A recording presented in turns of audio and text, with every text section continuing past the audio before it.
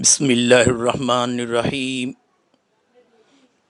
اللہ کے نام سے شروع جو نہایت مہربان ہمیشہ رحم فرمانے والا ہے۔ یا ایھا الذین آمنوا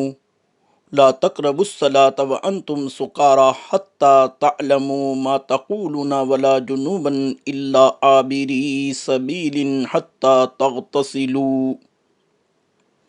وَإِن كُنتُم مَّرْضَىٰ أَوْ عَلَىٰ سَفَرٍ أَوْ جَاءَ أَحَدٌ مِّنكُم مِّنَ الْغَائِطِ أَوْ لَامَسْتُمُ النِّسَاءَ فَلَمْ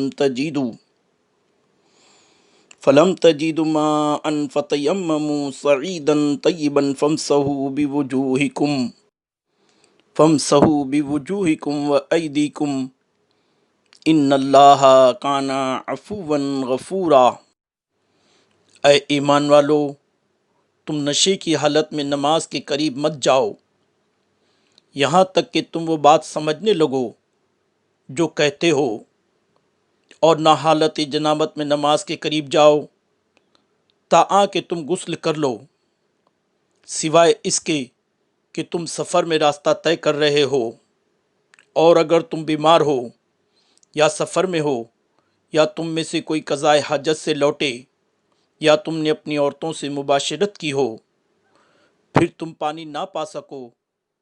تو تم پاک مٹی سے تیمم کر لو، پس اپنے چہروں اور اپنے ہاتھوں پر مسح کر لیا کرو، بے شک